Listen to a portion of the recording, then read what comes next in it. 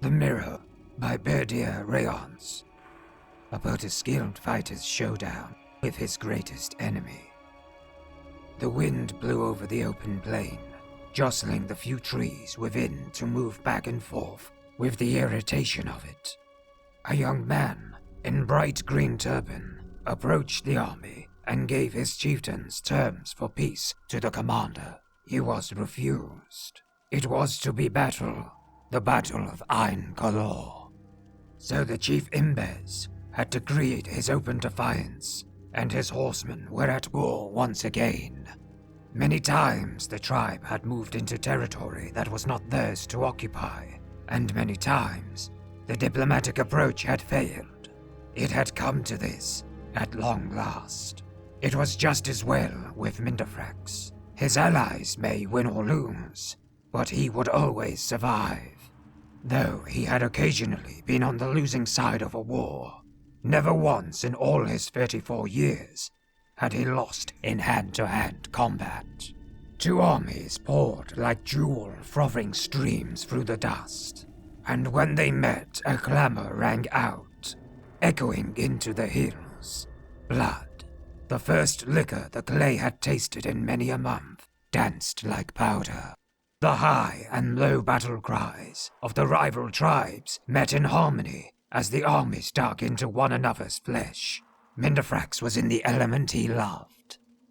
After 10 hours of fighting with no ground given, both commanders called a mutual and honorable withdrawal from the field. The camp was positioned in a high-walled garden of an old burial ground, adorned by springtide blossoms. As Minderfrax toured the grounds, he was reminded of his childhood home. It was a happy and a sad recollection. The purity of childhood ambition, all of his schooling in the ways of battle, but tinged with memories of his poor mother. A beautiful woman, looking down at her son with both pride and unspoken sorrow.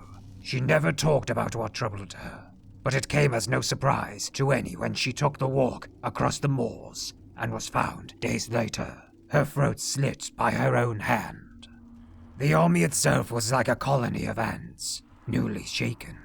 Within a half-hour's time after the end of the battle, they had reorganized as if by instinct. As the medics looked to the wounded, someone remarked, with a measure of admiration and astonishment, "Look at Minderfrax. His hair isn't even out of place." "He is a mighty swordsman," said the attending physician. "The sword is a greatly overvalued article," said Minderfrax, nevertheless pleased with the attention. "Warriors pay too much attention to striking, and not enough in defending strikes.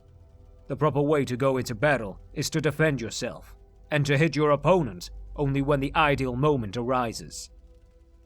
"I prefer a more straightforward approach," smiled one of the wounded.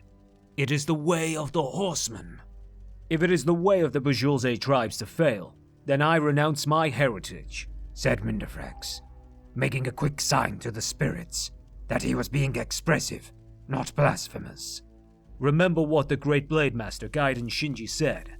The best techniques are passed on by the survivors.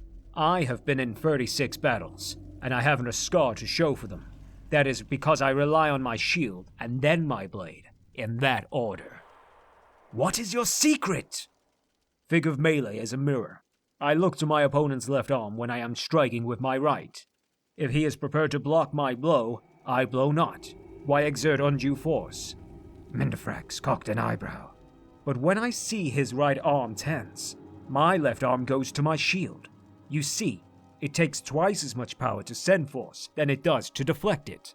When your eye can recognize whether your opponent is striking from above or at an angle, or in an uppercut from below, you learn to pivot and place your shield just so to protect yourself. I could block for hours if need be, but it only takes a few minutes or even seconds for your opponent, used to battering, to leave a space open for your own strike." "What was the longest you've ever had to defend yourself?" asked the wounded man. "I fought a man once for an hour's time," said Minderfrax. "He was tireless with his bludgeoning, never giving me a moment to do aught but block his strikes. But finally, he took a moment too long in raising his cudgel, and I found my mark in his chest. He struck my shield 1,000 times, and I struck his heart but once, but that was enough. So he was your greatest opponent? Asked the medico. Oh, indeed not, said Mindefrex, turning his great shield so the silvery metal reflected his own face. There is he. The next day, the battle recommenced. Chief Imbez had brought in reinforcements from the islands to the south. To the horror and disgrace of the tribe, mercenaries, renegade horsemen, and even some Reachman witches were included in the war. As Mindefrex stood across the field at the armies assembling, putting on his helmet and readying his shield and blade, he thought again of his poor mother. What had tortured her so? Why had she never been able to look at her own son without grief? Between sunrise and sundown, the battle raged.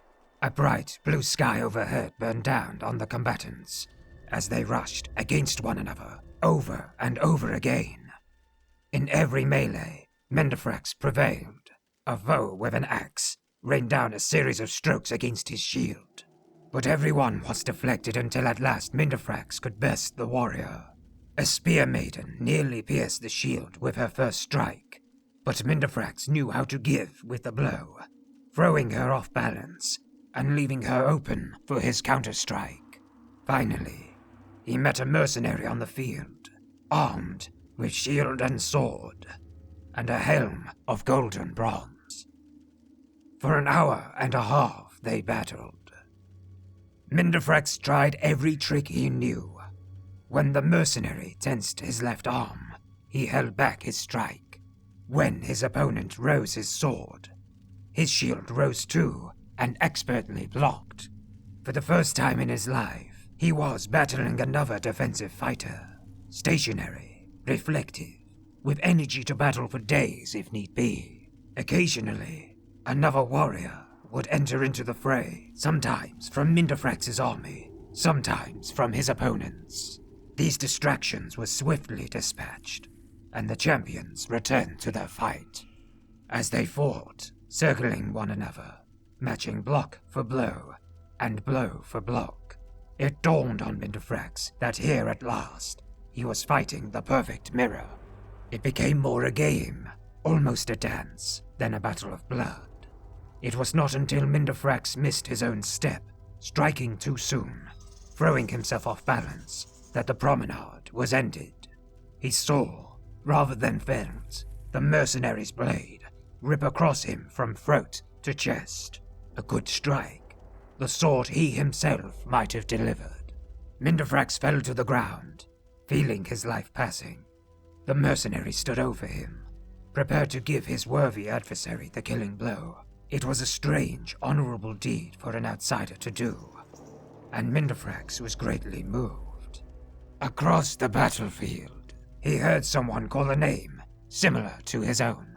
Jorafex! The mercenary removed his helmet to answer the call.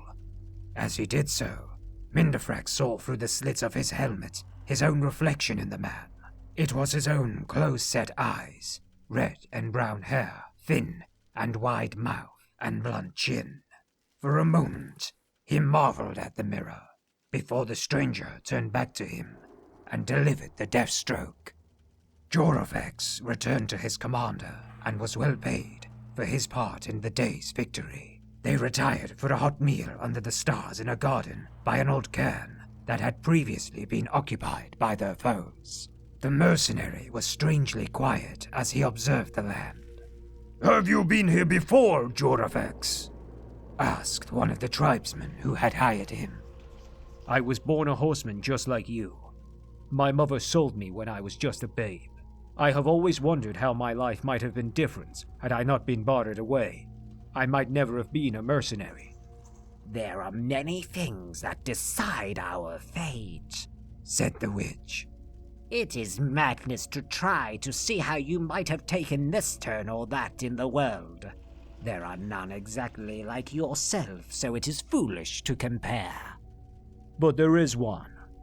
said Joravax, looking to the stars.